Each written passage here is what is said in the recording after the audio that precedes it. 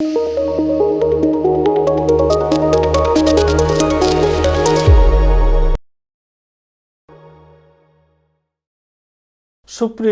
দর্শক শ্রোতা বলতে আমার দর্শক ম্যাক্সিমাম শিক্ষক ভাইয়েরাই আমার দর্শক বেশি।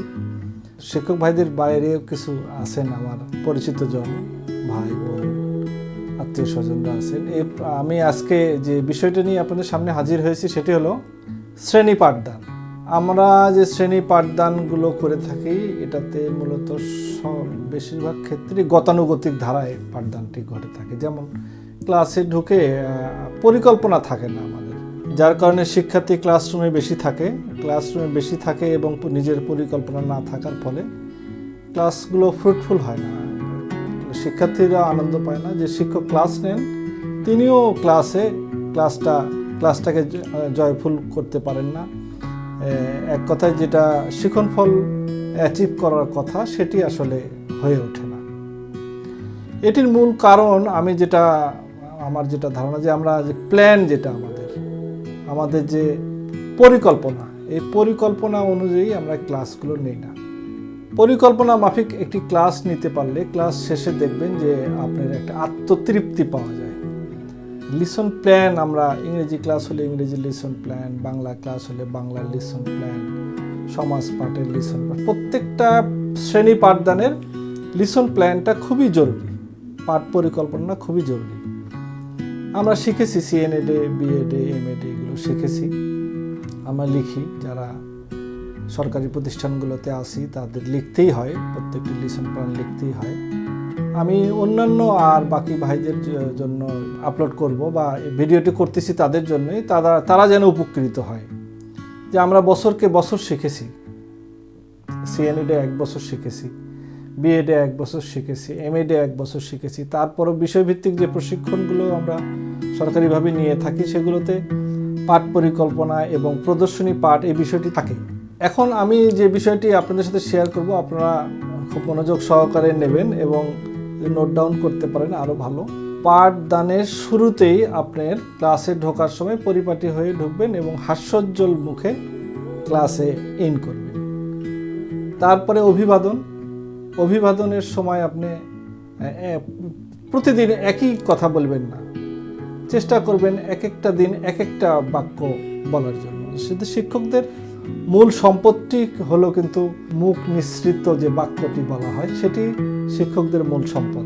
তো আপনি ক্লাসে ঢুকলেন, ছোট্ট বন্ধুরা তোমরা সকলে কেমন আছো, সকালে খেয়ে এসেছো কিনা, তোমার মন খারাপ কেন, এই ধরনের ছোট ছোট প্রশ্ন করে তাদের সাথে কুশল বিনিময় করবেন।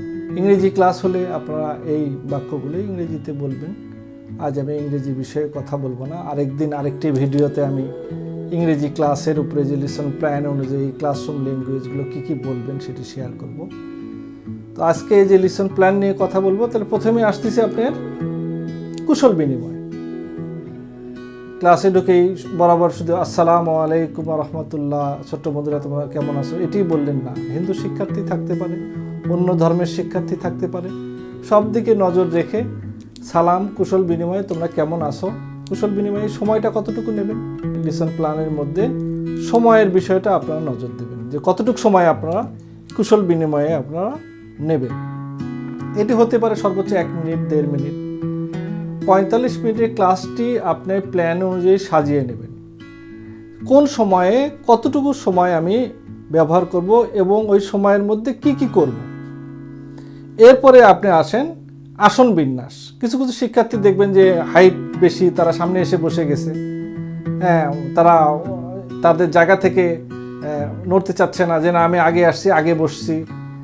আসন বিন্যাসের ক্ষেত্রে আপনি একটা পলিসি করতে পারেন যে 1 তারিখ এত রোল এই জায়গায় বসবে, 2 তারিখ এই রোল এই জায়গায় বসবে। জাস্ট একটা মাসের শুরুতে একটা রুটিন করা থাকলো, রুটিনটা দেয়ালে টাঙানো থাকলো, ওইটা দেখে তারা তাদের আসন, যেখানে পরীক্ষার হলের যেমন আমরা সিটের আসন বিন্যাস করে থাকি সেইভাবে ক্লাসরুমে আসন বিন্যাসটা এইভাবে করতে। আজকে 1 রোল সামনে আছে, সে 13 তারিখে শেষের বেঞ্চে থাকতে পারে। এটি একটি বিষয়। আরেকটি বিষয়, আসন বিন্যাসের সময় আপনি যে লম্বা শিক্ষার্থীকে দাঁড়িয়ে দেবেন, দাঁড় করে বলবেন বাবু তুমি পিছনে যাও, ছোট্ট মনি তুমি পিছনে যাও, বাবা তুমি পিছনে যাও, ছোট্ট বন্ধু তুমি পিছনে যাও, তুমি একটু লম্বাই বেশি, আর যে একটু শর্ট তাকে সামনে বসিয়ে দিয়ে আপনি আসন বিন্যাসটি করে ফেলবেন। আসন বিন্যাস করার পরে আপনি আসবেন ক্লাসরুমের এনভায়রনমেন্ট। আসন বিন্যাসের পরে নিরাপদ পরিবেশ সৃষ্টি। নিরাপদ পরিবেশ সৃষ্টির ক্ষেত্রে কি আপনি দেখলেন যে ক্লাসে যদি গরম থাকে, ফ্যান দেওয়ার প্রয়োজন হলে ফ্যান দেবেন, ফ্যান অফ করার প্রয়োজন হলে ফ্যান অফ করবেন, জানলা খুলে দেওয়ার প্রয়োজন হলে জানলা খুলে দেবেন। নিরাপদ পরিবেশ সৃষ্টির ক্ষেত্রে ক্লাসরুমে যদি আপনার নোংরা থাকে ক্লাসরুমটি পরিষ্কার করবেন। ক্লাসরুম পরিষ্কার করার সময় আপনি অবশ্যই নিজে একটি ময়লা আপনি নিজে উঠাবেন, শিক্ষার্থী সহ সেই ময়লাগুলো সংগ্রহ করে একটি নির্দিষ্ট জায়গায় ফেলবেন। তাহলে আমরা এখন আসন বিন্যাস হয়ে গেল, নিরাপদ পরিবেশ সৃষ্টি। নিরাপদ পরিবেশ সৃষ্টি করলেন। নিরাপদ পরিবেশ সৃষ্টি করার পরে আপনি কি করবেন, সকল শিক্ষার্থী যেন মনোযোগী থাকে, সকল শিক্ষার্থীর মনোযোগ আকর্ষণ করানোর জন্য আপনি আবেগ সৃষ্টি করবেন। আবেগ কি দিয়ে সৃষ্টি করবেন? হতে পারে গান, হতে পারে নৃত্য, হতে পারে ছড়া, হতে পারে ম্যাজিক, হতে পারে অভিনয়। আপনি যেটা করতে পারবেন সেই জিনিসটি আপনি ক্লাসরুমে করবেন। কতক্ষণ করবেন? আবেগ সৃষ্টি করবেন, গান দিয়ে শুরু করতে পারেন। দেখা গেল যে গান আপনি গান গাইলেন, তারপর আরেক শিক্ষার্থীকে ডাকলেন, তারপর আরেক শিক্ষার্থী গান গেয়ে আবার 15 মিনিট 20 মিনিট ক্লাসে শেষ করা যাবে না। এর নির্দিষ্ট সময় থাকবে যে আপনি 2 মিনিট বা 1.5 মিনিট একটা গান গাবেন। অবশ্যই গানটি যেন প্রাসঙ্গিক হয়, সিনেমার গান বা উদ্ভট গান, এই ধরনের গান যেন না শোনানো হয় আর কি। শিক্ষার্থীকে সবসময় দেশপ্রেমে উদ্বুদ্ধ যেন হয় সেই টাইপের গান গাওয়া। বই পুস্তকের ছড়া গান, বই পুস্তকের কবিতা, যেগুলো শিক্ষার্থীরা বই পুস্তকে আছে এবং শিক্ষার্থীদের ভালো লাগবে, এই টাইপের ছড়া কবিতা গান দিয়ে আপনি শিশুদের আবেগ সৃষ্টি করবেন। তাহলে আপনার প্রথমে কি গেল? কুশল বিনিময় 1-1.5 মিনিট, আসন বিন্যাস 30 সেকেন্ড বা 1 মিনিট, নিরাপদ পরিবেশ সৃষ্টি 1-1.5 মিনিট, আবেগ সৃষ্টিতে একটু সময় নেবেন 2 মিনিট, 1.5 মিনিট, 3 মিনিট। আবেগ সৃষ্টি হয়ে যাওয়ার পরে কি করবেন? যে লিসনটি আপনি পড়াবেন এটা আপনার জানা আছে, আপনি ওই সরাসরি আবার বলবেন না যে আজকে আমরা এটি পড়ব। অবশ্যই ওই লিসন রিলেটেড আপনি কোশ্চেন করবেন। লিসন রিলেটেড প্রশ্ন করার পরে শিক্ষার্থীদেরকে অনুমান করার জন্য একটা প্রশ্ন করবেন যে আগে আপনি বললেন যে আমাদের দেশটি কেমন সুন্দর, এই দেশটি সবুজ শ্যামলিমায় ভরা, প্রকৃতি অত্যন্ত সুন্দর। এই যে দেশ নিয়ে প্রকৃতি নিয়ে কথা বলার পরে ওদেরকে জিজ্ঞাসা করবেন, আচ্ছা তাহলে তোমরা অনুমান করো দেখে আজকে পড়াটা কি হতে পারে। শিক্ষার্থী তখন কিন্তু বলে বসবে যে আজ আমরা পড়ব রূপময় বাংলাদেশ। পাঠ ঘোষণাও আপনার করার দরকার নেই, শিক্ষার্থী থেকেই আপনার পাঠ ঘোষণা হয়ে গেল। এরপর আরেকটি জরুরি বিষয় এর সঙ্গে আপনার যোগ করবেন, উপকরণ প্রদর্শন। পাঠ ঘোষণার পর আপনি ওই লিসন রিলেটেড ছবি, বাস্তব উপকরণ, অর্ধবাস্তব উপকরণ, বস্তু নিরপেক্ষ উপকরণ সংগ্রহ করবেন।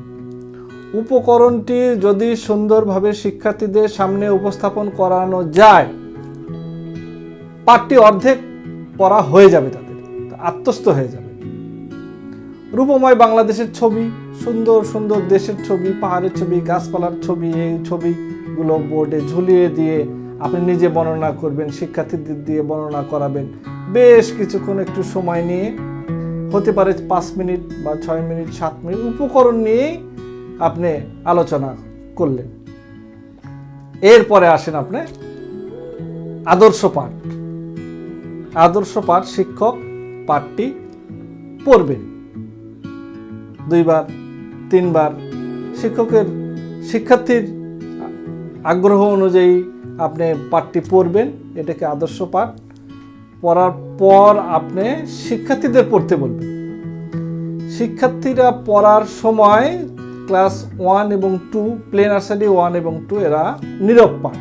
তাহলে সরব পাঠ প্লে নার্সারি 1, 2, আর নীরব পাঠ 3 থেকে উপরের দিকে ক্লাসগুলো এরা সরব। আমি আবার বলে নিচ্ছি, প্লে নার্সারি 1, 2 এই বয়সের শিক্ষার্থীরা অবশ্যই সরব পাঠ। ক্লাস 3 থেকে শুরু করে ক্লাস 5 পর্যন্ত এদিকের ক্লাসের শিক্ষার্থী যারা আছে এরা নীরব পাঠ চলবে। এই সময় আপনি শিক্ষার্থীদের কাছাকাছি যাবেন, কারো কোনো সমস্যা থাকলে ওখানে সলভ করে দেবেন। এরপরে আপনি বলবেন যে ছোট্ট বন্ধুরা বা প্রিয় শিক্ষার্থীরা, তোমরা এই পড়াটার মধ্যে কোনো নতুন কোনো শব্দ খুঁজে পাচ্ছ কিনা। কখনোই বলবেন না যে কঠিন শব্দ, কঠিন শব্দটি আপনারা পরিহার করবেন, বলবেন নতুন শব্দ। নতুন শব্দ যেগুলো পাওয়া যাবে ওরা বলবে, আপনি বোর্ডে লিখবেন 5টা 7টা যাই যে শব্দগুলো, ওই শব্দগুলোর সঙ্গে শিক্ষার্থীদের পরিচয় ঘটিয়ে দেবেন, বানানে সহায়তা করবেন। আবার তাদেরকে নীরবে পড়তে বলবেন, ছোট ক্লাস হলে সরবে পড়তে বলবেন। আপনি কাছাকাছি যাবেন, আপনি যদি প্রয়োজন মনে করেন যে আমি আরেকবার পাঠটি তাদেরকে পড়িয়ে শোনাবো, আপনি আরেকবার পাঠটি পড়িয়ে শিক্ষার্থীদেরকে শোনাবেন। যদিও বলা হয় teacher is the best method, আমিও এটা স্বীকার করি। পাঠে আরও যদি বৈচিত্র্য আনার প্রয়োজন হয় সেগুলো আপনারা নিয়ে আসবেন। শিক্ষার্থীদের মূল্যায়নের ক্ষেত্রে যদি আরও নতুন নতুন কোনো অভিনব উপায় থাকে সেগুলো অ্যাপ্লাই করবেন। আমি এর পরের কোনো ভিডিওতে আপনাদেরকে একটি লাইভ ক্লাস দেখাবো যে আমি ক্লাস কীভাবে নিই। আজকে যে টিপসগুলো দিচ্ছি আপনাদের আশা করি উপকারে লাগবে। এরপরে আপনি মূল্যায়নে আসবেন। মূল্যায়নের ক্ষেত্রে গিয়ে মৌখিক মূল্যায়ন আছে, লিখিত মূল্যায়ন আছে, আপনি দল করে মূল্যায়ন করতে পারেন, জোড়ায় মূল্যায়ন করতে পারেন, লিখে নিতে পারেন।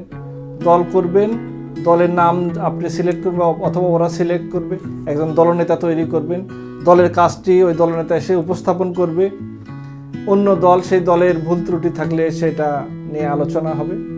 এরপর আসবে আপনার বিদায় সম্ভাষণ। ক্লাস শেষে আপনার বিদায় সম্ভাষণ। ছোট্ট বন্ধুরা, আজ এই পর্যন্তই। আগামীকাল যদি আপনার কোনো কাজ দেওয়া থাকে কাজ দেবেন। আপনি বিদায় সম্ভাষণ জানিয়ে আজ এই পর্যন্তই। আল্লাহ হাফেজ, বাই বাই স্টুডেন্ট, বা খোদা হাফেজ স্টুডেন্ট। আবারও আগামীকাল তোমাদের সঙ্গে দেখা হবে। এই পর্যন্ত। ক্লাস প্রাণবন্ত করতে গেলে আপনি স্টেপগুলো মেনটেন করবেন। মেনটেন করলে আশা করি আপনাদের ক্লাসগুলো আগের ক্লাসের চেয়ে অবশ্যই প্রাণবন্ত হবে। আজ এই পর্যন্তই। সবাইকে ধন্যবাদ।